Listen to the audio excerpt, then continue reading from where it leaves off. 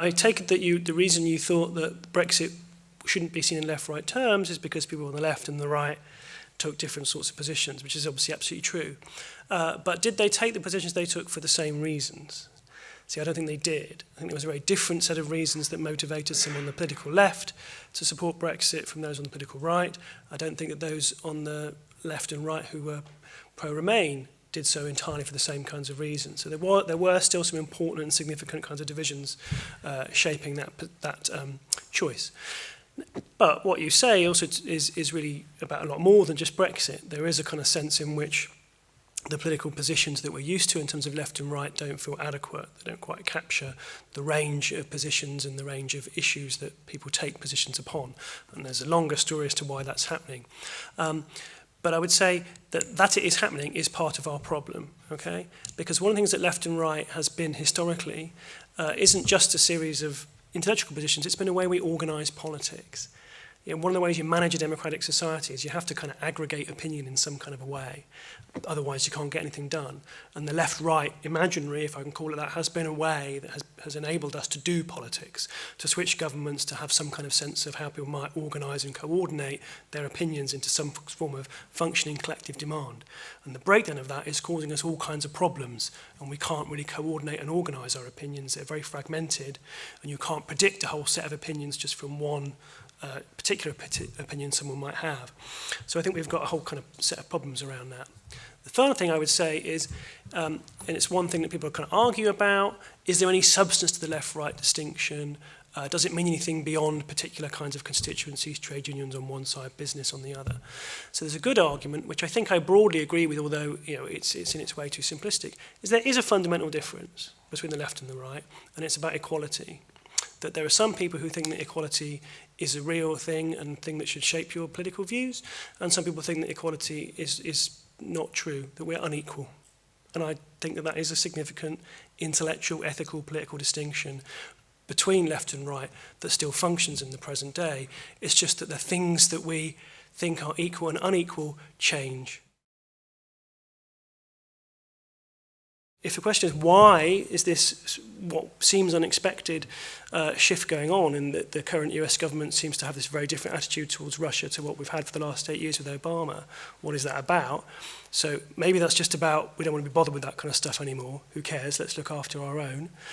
Maybe it's one of these kind of conspiracy theories floating around, and it's just a kind of some kind of self-interest to do with business investments. But the other one, which is more kind of, is that you can see a reason to have an alliance between America and Russia if your main concern is what's going to be exercising physical force against different forms of Islamic regime in the Middle East. So I think that's part of what's going on there. Because I do think that's definitely what shapes the foreign policy thinking of some in the US regime, is that that's the kind of real issue, is how do we crush ISIS, how do we reformulate our relationship with that region of the world, stop appeasing different nations, change that deal with Iran, reformulate positions in Syria, and then the position with Russia becomes a very different one, because then they appear to be on our side. How is Britain going to respond if American policy does change on Russia? I think the answer quite simply is British policy will change too, and all of a sudden we will discover that we've always been great friends of Russia.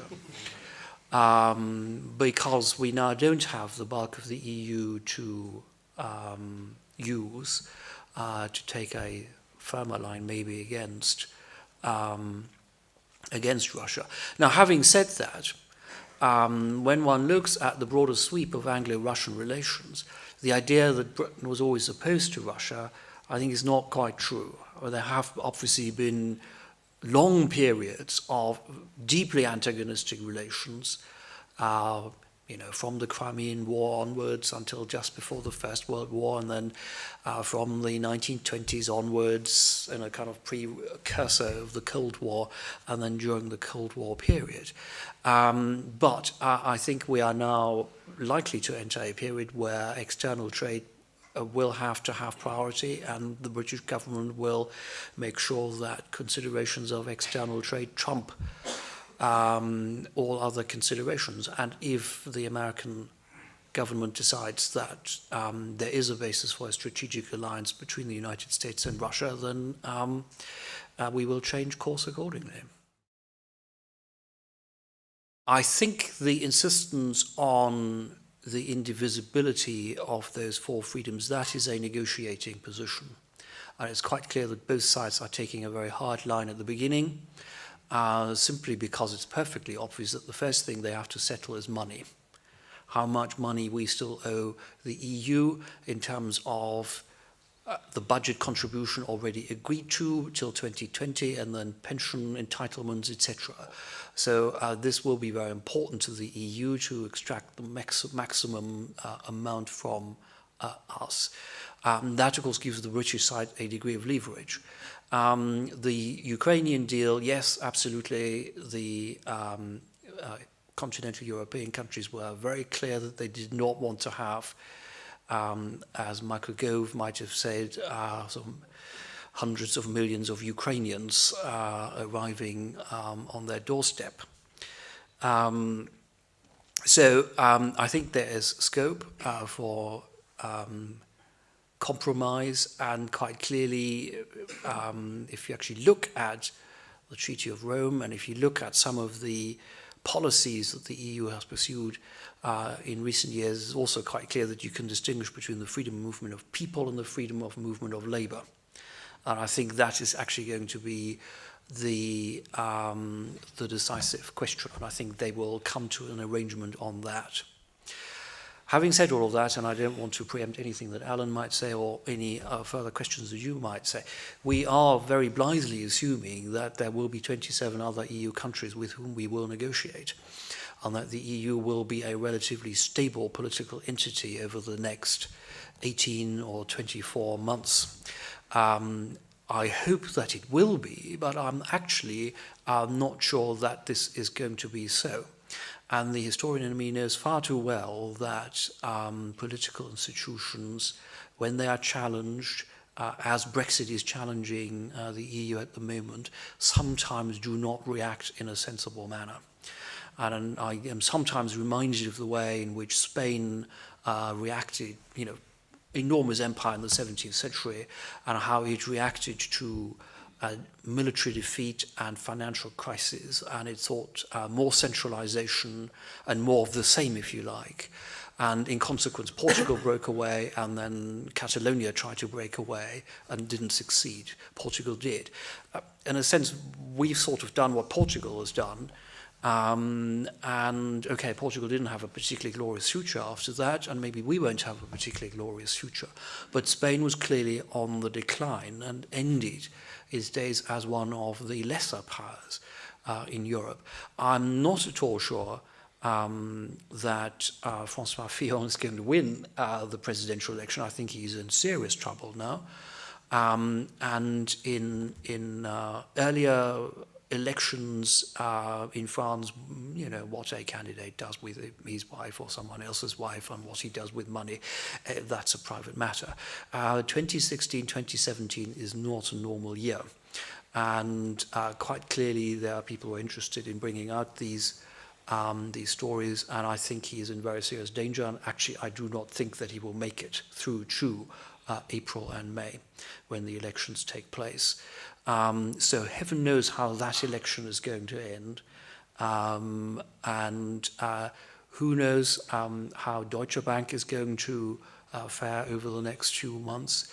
And I do not think that the financial problems in the southern European countries have been resolved at all. So there will be stresses and strains inside the remaining 27, stresses and strains caused by things that haven't got anything to do with Brexit, but which Brexit will sort of reinforce and make much more intractable for the other Europeans. And therefore, I think leadership, far-sighted leadership, statesmanship may be in short supply. And we will discover after, I suspect it'll be the 9th of March or thereabouts, that other European countries also have domestic pressures. It's not just us who has domestic politics. Whether this new departure will allow us to rid ourselves of all those delusions, I actually don't think so. I don't think so. I mean, the historian in me is sort of slightly balks at the idea that the empire was an essentially English affair. I know far too well that the Scots and the Irish actually played a very important role in conquering and then running the empire. But leaving that aside, that clearly is not part of Scottish identity or Scottish nationalism these days. There's still an imperial hangover in English nationalism, and certainly Brexit in many ways was a revolt of English, provincial England against metropolitan Britain. But I think the tendency to beat the patriotic drum and to drape oneself in the Union Jack, I don't think that will fade away anytime soon. And it's certainly that kind of rhetoric is still very strong in any of the pronouncements that Theresa May has made or that David has made yesterday. For my sins, I actually looked at the government's white paper that came out this afternoon, and very unsportingly, of course, they published this at 1 o'clock, just as I was going out to teach for the rest of the afternoon. So I only had about half an hour to look at this, but it has that kind of global leadership, champion of free trade and of liberal values. So I think that is certainly still there at the moment, and I can't see certainly the Conservative Party shaking off that habit. And as for the other parties, well, they don't have a chance of doing anything very much at the moment or for the foreseeable future. So I don't think we will rid ourselves of that problem. And in fact, I was reminded of something that Harold Nicholson once said, a famous novelist and writer, but also a diplomat and one-time politician. And he said, when an Englishman faces a problem, he seeks refuge in delusions and pretends that these problems are simply not there. And I think that will carry on for some time longer. What we're talking about is, what is it that people think of when they think of themselves as being English, or other people think of people being English? What is it that gives some people some sense of having at least a minimum commitment to the people who are in the same territory as them, so that we care about them, want to pay our taxes to support them, trust them in the street, and so on and so forth. Yeah? And part of that, is, in the famous words of Benedict Anderson, imagining a community. It's an invented, imagined thing, but invented, imagined things can be really real and really important. So the issue would be, how can we reinvent, reimagine in some kind of serious way what it is that binds us in that particular territory of the UK. So I think that, what would that have to look like? I think there would have to be, from my point of view, firstly, an imagination of England that was inclusive of the different regions of England, that was actually about the varieties of different kinds of places within that country, that wasn't dominated either by a kind of what I find a very irritating and superficial kind of urban fantasy of England, cool Britannia, hipster capital of the world and so forth, nor by a kind of always kind of imagined chocolate box version of rural England. Something that recognised that the cities are different kinds of places, different from each other, with different dialects and foods and cultural orientations, that the rural areas are all different in terms of landscape, again in dialect and so forth. Something that recognised that kind of proliferation of variety of English people, and found a way to articulate that into some sense of something unified. And that would have to be a nationalism that was above all civic rather than ethnic. I do think there's a real problem, and we could talk about the Scottish situation as well, how Scotland is in the process, I think, moderately successfully of inventing a nationalism that is civic and is not tied to some idea of ethnicity, although it has its kind of complications at the edges and religious problems. So trying to think properly and clearly what a civic English nationalism would be. That's not good. I should be clear. I don't think England is I don't think all English people are racist, right? But I think there's an issue in there, and it's quite surprising how many people will tell you quite openly, "Oh, I don't mind anybody I welcome foreigners, but you can't be English if you're not white." And people will say that if you talk to them, and they don't mean it in a bad way, but they really think it. They've got an ethnic conception of what English imaginary is. So how do we move away from that and establish a much more unified and shared conception of a civic belonging? And in that context, in the post-Brexit debate, the EU nationals is really important, I think. It's a really important issue there to be quite clear that EU nationals in this country are citizens of this country and are as English as I am. That's, I think, going to be a really important part of the debate. But fundamental to that, I'm going to say, or let me put it this way, I think a condition we would have to meet before we could really establish that kind of political imaginary would be some changed constitutional political arrangements. So here's the optimistic bit. Let us imagine that we do stop for a moment and say, okay, what's going on at the moment in the UK is a profound crisis of democratic order, a disorientation at all sorts of levels in terms of how people feel about local, regional, national, UK-wide government, and how they feel a sense of betrayal to central government. How can that be rebuilt and people feel they have a stake in political decisions in this country? That's a constitutional problem. So why don't we have an open, well thought through, rational constitutional convention of some kind that says, okay, how are we going to be the UK now? How are we going to deal with the complexities of the Northern Irish context? What powers are going to be given to the devolved institutions within mainland UK? What's Scotland's position going to be? Can we think of some kind of reinvented federal system? England has a parliament of some kind, but there's also a UK-wide parliament with representation for the regions of England as well as for the nations, or perhaps the regions within Scotland and Wales and so forth. Can we imagine that process taking place? Discussion everywhere, heated debate of the sort there was in the Scottish referendum, people thinking really hard about, well, what do we want local government to be? What is my loyalty? Is it to Norwich City or Norfolk County? How's that going to work out? Do I like this weird devolution thing that means I'm the same part of the same county as Peterborough? No, I don't understand that. How does that work?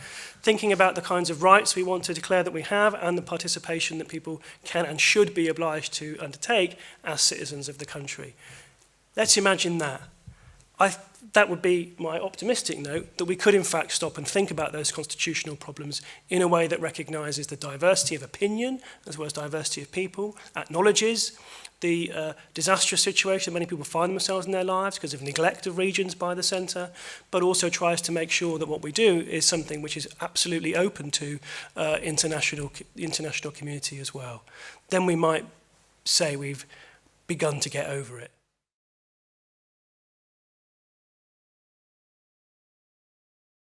If your argument was that that's unlikely because British people wouldn't like it, it would be very disadvantageous to the UK. That's probably true, but part of what I was trying to suggest was that there are some persons within and around contemporary elite politics who draw on a way of thinking that has a historical root, which inclines them to think that such a deal would be a good deal even if it was more in the favour of the United States. That's partly because of thinking that would be a move towards reuniting some part of the Anglosphere, that our interests always lie that way anyway. But it's also because there are those who think that the US model of state economic relations is preferable to ours, and there are people who would really quite like to sell parts of the health service, universities, and other public institutions in this country to American institutions. And part of what's going on in higher education reform at the moment is about opening up universities to global competition, which in effect really means certain kinds of private providers of education in the US being able to set up institutions in different forms of distance learning degree in this country. So there is an ideological tendency that way that would think it was worth signing up to a relatively hasty deal, even if in the short term it would look like it was going to be bad. So don't rule it out as a potential political outcome. I think Alan is absolutely right. I think that is a very realistic proposition. I don't think there's going to be actually any problem getting a trade deal with the Americans. Both sides want it, or rather the Americans will want it for economic reasons, but also because it will show that the kind of Trumpian bilateral approach to international politics works. And we want it because we will need it. Or this government will need it because it needs to show that actually there are people queuing up to sign up to trade deals with us. So I'm not pessimistic about the chances of getting a deal. The question is on what terms. And there quite clearly we are not in a strong position. We are leaving the biggest market in the world. We are a market of maybe 65 million people. And we're negotiating with 230 million, a market of 230 million people.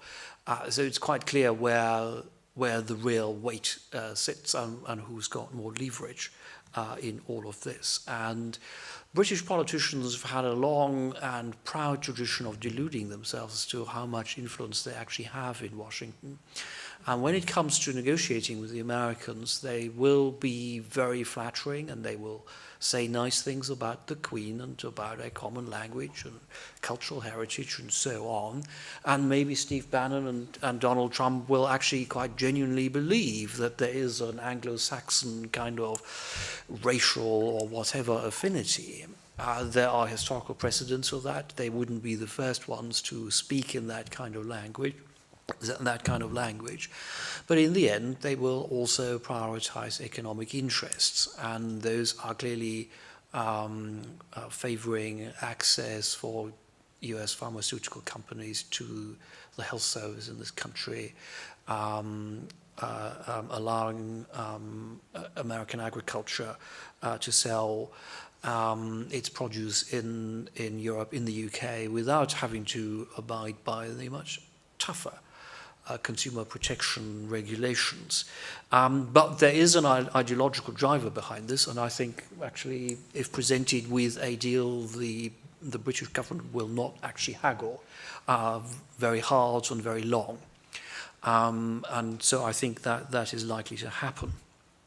It will not make up for what we lose in Europe, but it will be something.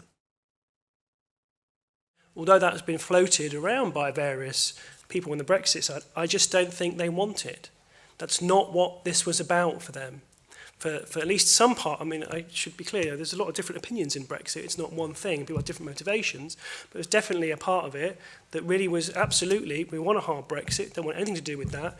Partly the buccaneering, Brexiteering spirit will emerge, but some of them thinking, no, this is the way in which we can push further a certain version of globalization, a certain version of open markets and open trade, and the scaling back of state involvement in the provision of services and engagement in economic activity. For those people, the Norwegian option is not desirable, and a US trade deal is. Whether they have the upper hand in government, whether they can maintain that position through implementation, whether events will allow them to do so, whether they'll be pressurised by other parts of leading opinion in the government, whether they'll be pressured by the population, which, as you say, won't want those kinds of things and has different kinds of motivations, I don't know. But politics is always about the conflict between different kinds of contradictory positions, and that's the set of things, the disputes and relations between those sets of interests and those sets of ideologies are what's going to shape as part of the future, I think. It's come and it's gone. No one really wants it. And frankly, this was actually what the Remain camp had always warned against, because the Norwegian model is effectively democracy by fax. You may think that you are a sovereign country, but you have signed up to certain rules and regulations issued by the EU, and every month you'll get a fax and that says, here are the new rules and regulations. You will have to implement them in order to have access to the EU market. So I don't think that's going to be acceptable to the Brexiteers, nor should it really be desirable for the Remainers. And it would certainly be a difficult issue to decide if it were to come to a second referendum. I think many Remainers would not find that an acceptable outcome. Maybe economically desirable, but on all other counts it's not. So, and I don't actually think there will be a Norwegian or a Ukrainian or whatever model.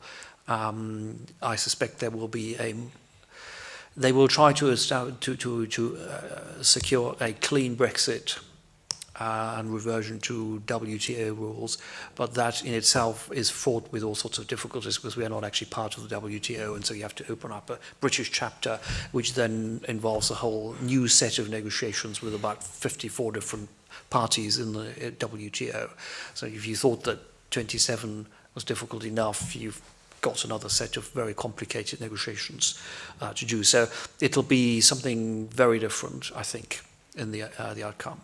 I'm not going to predict an outcome because I think anyone who's predicting anything at the moment is a fool. I think last year has shown that. I think we are not actually significant enough to have any direct impact there.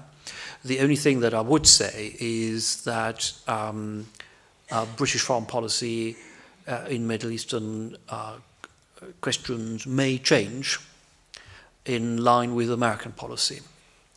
And certainly Boris Johnson's statement recently when he did not join the other European countries is perhaps a foretaste of that.